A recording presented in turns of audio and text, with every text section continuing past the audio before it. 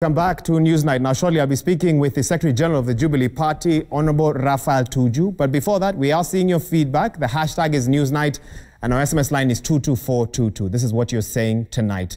Collins Bora is asking, ask Honorable Tuju whether the current purge in Parliament has anything to do with BBI proposals, which may pass through Parliament in the event referendum does not happen. Okay?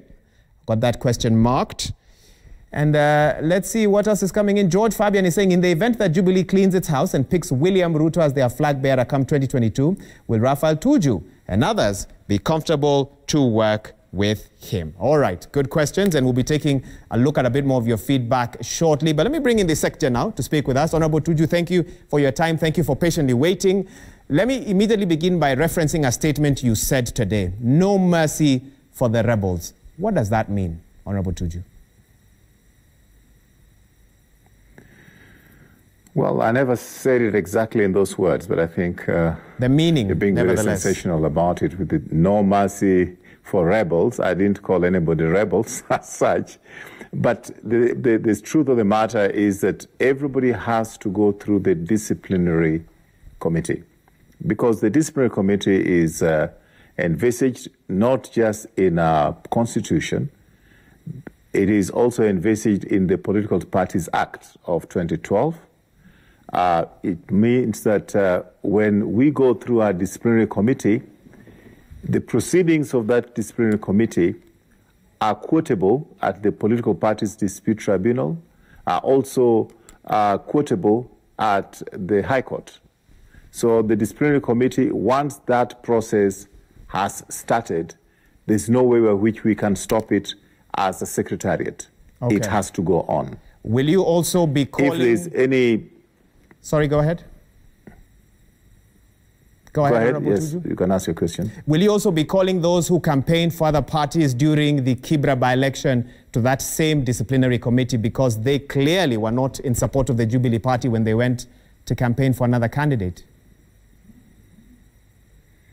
I've heard that being stated by some of the complainants. It's very different when you say that minor commander has gone to campaign for another candidate who is not Jubilee. It's completely different from when a leader of government business in the House, in fact, in previous dispensation in this country, the leader of government business was the vice president. It's a very, very important position. You cannot go to the House as a leader of government business leading the government business of President Uhuru, and then go to that house and say, what kind of government is this?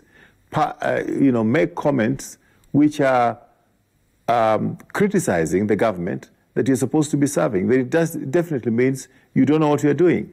But even before the Kibra incident, we had those kind of statements coming from some of this leadership that has now been dropped, and we told them about it. You can't talk about minor commander when this is what you're talking about. Okay. But we had to reach a point when we drew a line on the sand, and the time we drew the line on the sand is now. So why not submit all for whom there are complaints against to that same disciplinary committee? Because if you pick this particular group to be taken for discipline and the others who many say were out of order when they went to campaign for another candidate, don't you look like you're being unfair to one side, like, you know, you're driving one agenda against another, for example? If we are to go back to the number of infractions they had themselves before this particular time when the situation became untenable, then we should try them again for some of the mistakes of the past. We had to draw a line at one time, and this is the time we drew the line.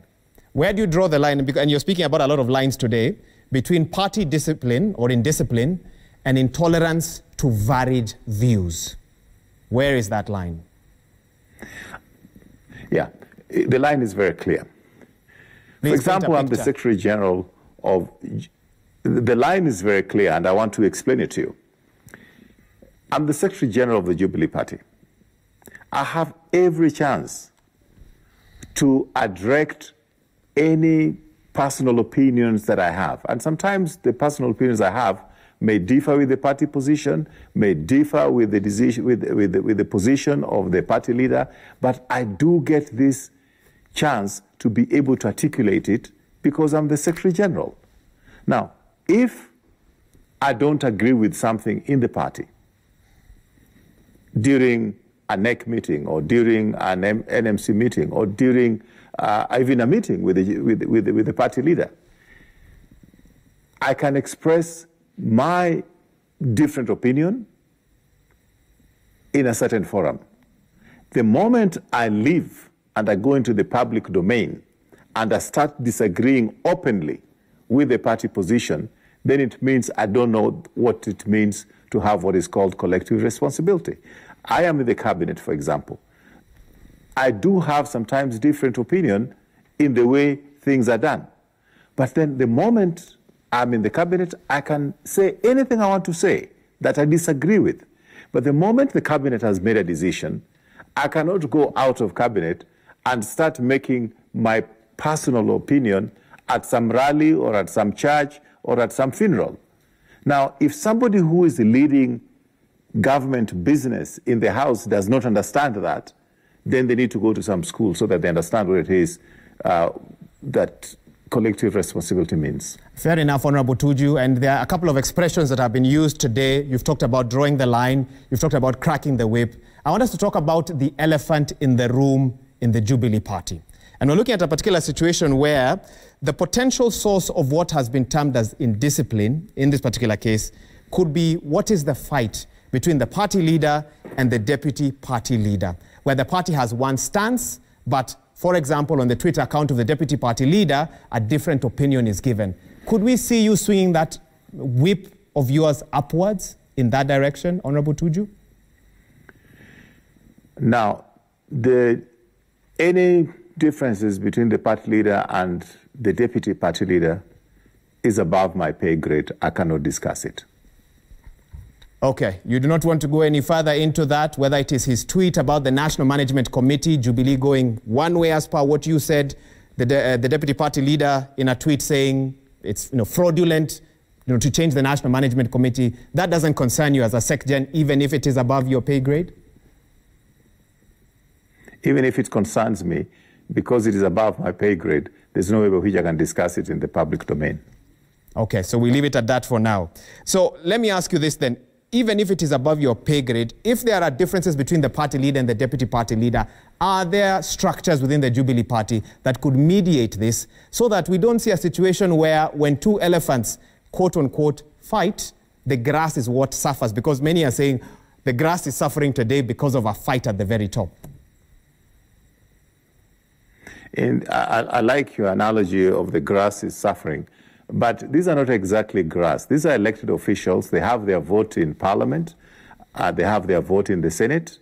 And when they're supposed to vote and the party position has been articulated by the party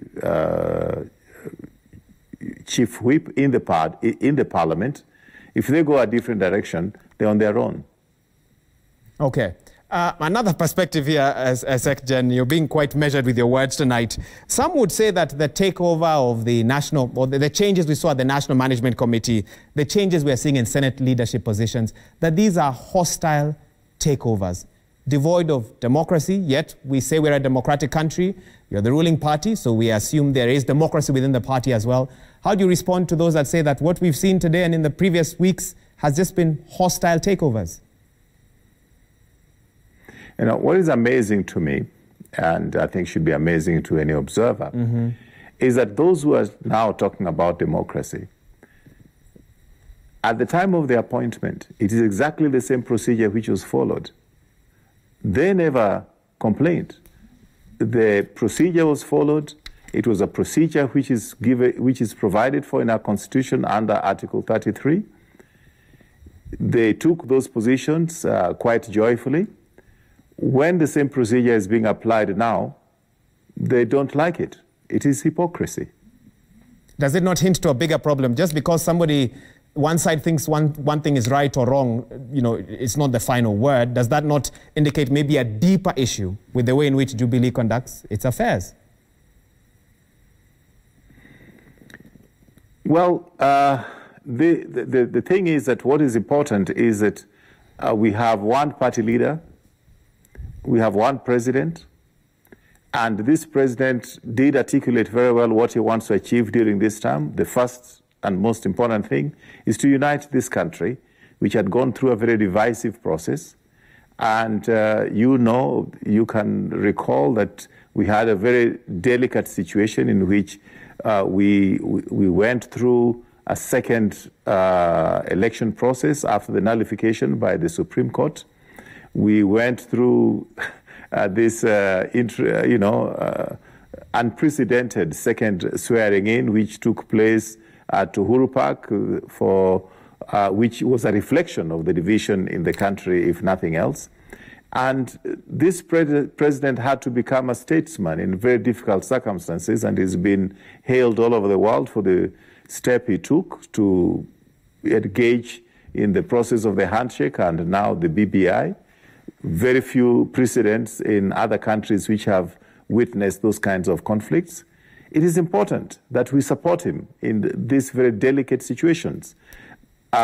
We cannot have within the same party people getting out in a different trajectory, distracting the country just because they have a different opinion.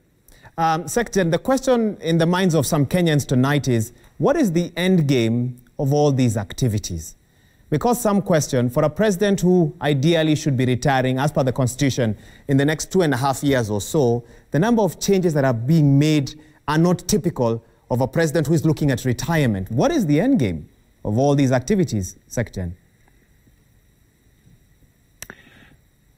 The end game is to unite Kenyans.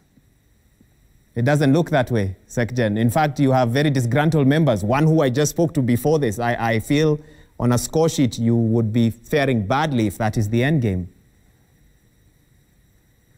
Well, the BBI process is about to unite Kenyans and to include Kenyans. And it's not just to include certain tribes and vilify certain tribes. It is to include all Kenyans. And I wish that some of the distractors of this particular process could understand that it is in their selfish self-interest to ensure that we unite this country. Because if we don't unite it, in 2017, we did have a whole group of people who are even contemplating, even thinking about the possibility of secession. And it was being discussed openly in the media, on television, and so forth. We have managed to ensure that that kind of discussion is not taking place. There was a time when in this country we were dealing with issues of demonstrations in the streets of Nairobi. IBC must go. Tear gas everywhere, trying to quell the riots that were taking place. Today, we are sitting around tables and discussing the best way forward. You can imagine those days when anybody came into this country as a potential foreign investor, and then they had to be told you have to stay within the hotel room because there's some riot going on. Which investor was going to come into this country when we're exhibiting that kind of division? Any division you may be talking about now is debates in Parliament, is talking about changing people in the committees. I'm sure, I'm 100% sure that if you compare our situation today in terms of our relative stability and compare with what we had in end of 2017, beginning of 2018, we're in a much more stable position, even from the view of other countries around the world. Okay, fair enough. And you've introduced the aspect of BBI, and I now want to turn your attention to a tweet by a viewer, and they are curious to know. We're going to put that up on the screen. They want us to ask you whether the current purge in Parliament has anything to do with the BBI proposals, which may pass through Parliament in the event that a referendum doesn't happen. So it seems you've said that the Jubilee purge is to prepare Jubilee for BBI. Well, yes and no.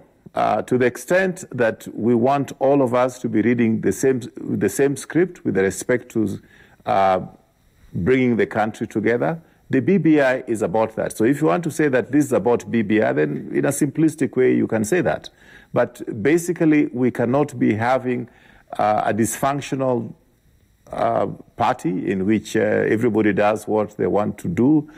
Some people using, for example, the party. I said this afternoon. The party stationery to say what they want and to give instructions which are counter to what has been issued from party headquarters, and they think they'll get away with it. It's dysfunctional, and this kind of dysfunctional position have to be corrected, both within the party and in Parliament. If the party is dysfunctional, the government will be dysfunctional. If the government is dysfunctional, the country will be dysfunctional. So we must be able to say that as a party, we're able to pull our weight together in the same direction. And those who want to go in a different trajectory in terms of what is our priorities, which is stabilizing this country, bringing the country together, and of course the fight against corruption, as has been articulated by the president. Some of them were out there saying that, this corruption is political, it is weaponized against certain communities and so forth. We can't allow that kind of situation to prevail and expect that the country is going to be going in the right direction. Would President Uhuru Kenyatta hope to play a role should BBI happen with the kind of changes we're making and the kind of action we're seeing right now moving forward?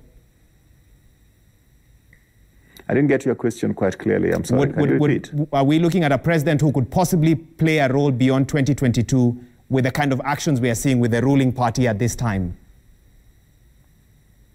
Let me tell you, the president has said so many times that in 2022 he's going home. The role he's playing right now is important in the sense that, according to the BBI, we have said that we don't want to be a country which is at war with itself every 5 years when we're going for elections. We want to have stability, we want to have certainty, we want to secure the future of our children, and to that extent, we have to support the president and the former prime minister in driving this agenda. The president and the former prime minister got more than 97% or maybe 98%, probably even 99%, I'm not sure, of the support of Kenyans. They got those votes, so they have the blessings of Kenyans as the leadership of this country. We have to respect that. So to that extent, I think that what they're doing as far as BBI is concerned, we should be supporting it. We were asked to read, and if there are parts that we did not agree with, we should be able to should have presented our opinions to the special committee which is dealing with this. Okay. And really what is important is securing the future of this country. Secretary, as we wrap this up, what is the way forward for your party? And so let's actually break that down. One, what is the way forward for members who refuse the transfers? Is there going to be more disciplinary action? Honorable Kipchumba Murkomen has said, I'm not moving to the Senate Devolution Committee. Honorable Charargei has said, I'm not moving. That is within their, what action will the party take? That is within their right. I don't envisage any action because according to the standing orders in the Senate, the party should be able to give them both the opportunity to serve in at least 2 committees, unless they don't want. So the moment a senator says they don't want to serve in that committee, that is their right as senators to choose to serve in committees or not to serve in committees. Does the party then not fall into the arena of dysfunctionality? Members can't see eye to eye. How will you vote on bills together? How will there be a united position of the party if we're already seeing such open dissent at a time like this? Well, this is not the first time that, certain members of any political party are showing dissent. I think this is a problem with all our parties in this country. I think our the ODM has experienced the same, the ANC has experienced the same, and that this is not the first time. Even in previous governments, certain members falling out with the party or going a different direction from the party is normal. The only thing that we want to say is that those who feel that they don't want to go with the party line as articulated by the party whip, because the party whip is the representative, is one of the representatives of the party in the House, according to the majority leader. If they want to go against that, then there are various sanctions that the party has that we can do as a party to punish them, to bring them online. And if they don't want to come online, you know, there are disciplinary measures that that can be taken. Honorable Tuju, how do you respond to Kenyans tonight who are not as concerned about what is happening within the Jubilee party as with the wider challenges they face in the country right now, COVID-19 pandemic, unemployment, and challenges that were there even before COVID hit our country? And they say that they pay taxes that are used to fund parties like the Jubilee party, but they have not seen a delivery on the promises that were given both in 2013 and in 2017 in the Jubilee manifesto. They feel that is the issue with the Jubilee party tonight. You know, for the longest time, we tried to avoid dealing with these issues. For the longest time. If you remember, how? You know, we had some of these, you know, for example, some of the disgruntled elements within Jubilee Party, you know, they would go on and on. I mean, in functions, they would call press conferences, they would write letters to countermine, to, you know, to say things counter to what the party was doing in a very routine manner. And we kept quiet because we felt that we should be dealing with the issues that concern Kenyans. We should be dealing with the issues of the COVID. We should be dealing with the issues of the four agenda points of addressing unemployment through manufacturing, addressing the issues of health, through the universal health care, but they completely refused to listen to us. They went out every weekend, teasing us, and therefore we had to crack the whip at one time or another, and we have had to do it now, because even during the COVID period, they went on the same path. Are you blaming, Secretary, are you blaming Kenya's challenges with corruption, food security, access to water, a story we did in the news today, rising debt on rebel members? That doesn't make sense, Secretary. Surely, how powerful were they? Can you just repeat your question? Kenyans are very clear about their challenges, and in polls that were done, even in the run-up to 2020, Kenyans said their biggest challenges were: 1, corruption; 2, the ability to earn a living; food security; access to water; rising debt levels. Surely you cannot blame all those on a few rebel members within a political party, Secretary. No. We can't, you know, we can't be so simplistic about it only to blame the members. But take corruption, for example. How many times did you hear some of these people that now are being de-whipped? How many times did you hear them in public rallies saying that corruption was being weaponized against certain people when certain people are taken to court? Well, we did hear them speak a couple of times, but surely as a party you must have structures, you know, to deal with them. It feels that then you've held on to them for too long if they were standing in the way of you achieving. Yeah, we have structures to deal. We have structures to deal with them. Now we are dealing with them. It's a bit now late. You're blaming us. Is it not late with 2 more years of this term of the Jubilee party? No, it isn't. No, it isn't. We have been through this for 2 years. Of course, we still try to concentrate on what is important. We've still made some very significant achievements in the last 2 years. I mean, let me tell you, in the whole of Africa, Kenya is the first country to have compulsory secondary education, and that is something which we are very proud of in terms of our record in this country.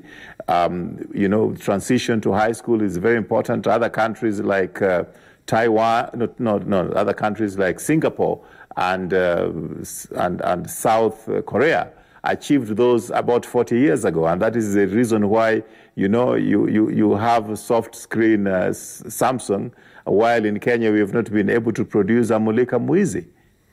Okay, so you still insist that greater good has been done, even though many Kenyans feel that the last 7 years have been quite difficult. Secretary, let me read for you the tweets that we have from our viewers tonight. We're going to put them up on the screen. This is The first one that will be coming up. I can't see your screen, but you'll have to read them. I'll read them for you, Secgen. Worry not. Our SMS line is 22422 and the hashtag is Newsnight. Okay, here's the first one. Gerald Lepario is saying, in any democracy, be it both in the developing world or developed countries, party loyalism is key in any tenet of democracy. How comes legislators perceived to be inclined to Deputy President Ruto are agitated with the president when he is bringing order within the party? Okay, that's one which I think we've delved into quite a bit. In the event that Jubilee cleans its house and picks William Ruto as the flag bearer, will Honorable Raphael Tuju and others be comfortable to work with him? Okay, that one was asked before. We will pose it to the Secgen. This one is coming in from Nasir Magan. We are happy with the ongoing Jubilee cleanup. It's absurdity of the highest order to defy your party leader. That is total insubordination. How can a nominated member decide to snub a meeting convened by the very boss that opted to choose you? Okay, that is less of a question, more of a point. Walking gift. Honorable Tuju, Jubilee is turning to be a dictatorial party. You are keen and seriously pursuing party loyalty. Honorable Commander defied the position that the party took during the Kibra by-election. We never heard of disciplinary measures. Are other animals more equal than others? All right. And we have one more here. Brian Okech Amwai. What did the Jubilee Party rebels stand to lose if they stopped early campaigns and took the party's position in political matters? They underestimated the president to make a statement, and now they are paying for their defiance. Okay, Secgen, I think we've gotten less of questions, more of statements, but one question someone is asking is, when the time comes for the Jubilee Party to pick a 2022 presidential candidate, if that is Deputy President William Ruto, will you work with him? Well, a couple of things two things I'll say about that. First of all, that's a hypothetical question, so it seeks to put me in a corner. But in terms of procedure, as long as the Jubilee Party has set and has agreed on a presidential candidate, all of us in the party must rally behind that candidate. It doesn't matter who it is. Okay, and I don't know if you had any of the others. One last question that a viewer is asking is, even if the rebels spoke against corruption and the fight against corruption at rallies, surely that could not have been enough to stop the president's war against corruption. Over the last 7 years, in your view, Honorable Tuju, what has been the biggest impediment? Because Transparency International still rank us at roughly the same place we've been for the last several years or so in the fight against corruption. What has been the biggest stumbling block in the path of the president? I think the biggest stumbling block, and as Kenyans would tell you, is some of them is constitutional. I mean, we do have a very tough judicial system with all kinds of processes. Somebody is taken to court. There's an appeals process that, they're able to go to a constitutional court to interpret what it is that has been taken to court. Let me tell you, it is very, very tough, very, very tedious. By the time it makes its way around the court processes, a lot of effort has been put, and corruption cases sometimes is very, very difficult to prosecute. Mm-hmm. But, as you'd appreciate, I mean, the DCI is trying its best. The prosecutor, the prosecuting office, the office of the prosecutor is working very hard on this. And let's give credit to some of some parts of the judiciary who have been very tough with some of the corruption cases. We have seen them, get some money returned to the government. But because of our judiciary and because of the system that we have, we cannot be a lynch mob. It has to go through due process in our courts. Okay. Honorable Tuju, my final question. What will be the agenda for the National Executive Committee meeting set for Thursday? The NEC meeting. Well, there are several issues. We are meeting as the National Management Committee tomorrow to prepare the agenda, because that's one of the responsibility of the NMC, to prepare the agenda. Definitely issues of discipline will feature. There's no doubt about that. But then there are other routine matters of the party that we'll be addressing during any NEC meeting whenever the president has the time to be able to host us for that. We will not see situations of people did not receive communication. Do you expect full attendance? Could there be absentees? Is that something you foresee? We'll make sure that all those who need to be invited are invited. Okay. Sounds very cryptic. Secgen, thank you for your time. Let me read the SMSs and I'll let you go, Secgen. This is what Kenyans are saying via 22422. Jomo Gigi Mokoroweni says, the Jubilee disciplinary action against its renegades is quite telling. Tuju is aware of the disquiet in the party and what it portends, let him deny. Okay. Another SMS here. Martin Dea from Mombasa, Chuda. Can Jubilee Secretary Honorable Tuju confirm that it's pure party house cleaning and not witch hunting, as some quarters claim? And does the DP still have a say at the Jubilee party? Well, I did pose some of those questions to him, and he responded to them. And one more, no name. Oh, sorry, at the bottom there, Daniel from Eldred says, why is the SG showing open disrespect to the deputy party leader? Yet he claims they are streamlining the party. Do they foresee any unity with all the fights when the DP also has his supporters? Daniel from Eldoret Sector. Do you want to respond to any of them? Maybe even the last one? I can give you 30 seconds if you want to. Not necessarily, because I did say that when it comes to the deputy president and the president is above my pay grade, so I don't want to comment. My goodness, what a safe answer. So we're not going to get anything more out of you on that matter. Even though you cannot be the only stranger in Jerusalem who knows that all is not well there. Well, I mean, what we're dealing with are disciplinary issues, and when we're dealing with the disciplinary issues, it simply means that there are issues to be addressed. Nobody can say all is well. If all is well, we'll not be having the disciplinary issues. Okay. I feel like you've sort of answered my question. All is not well.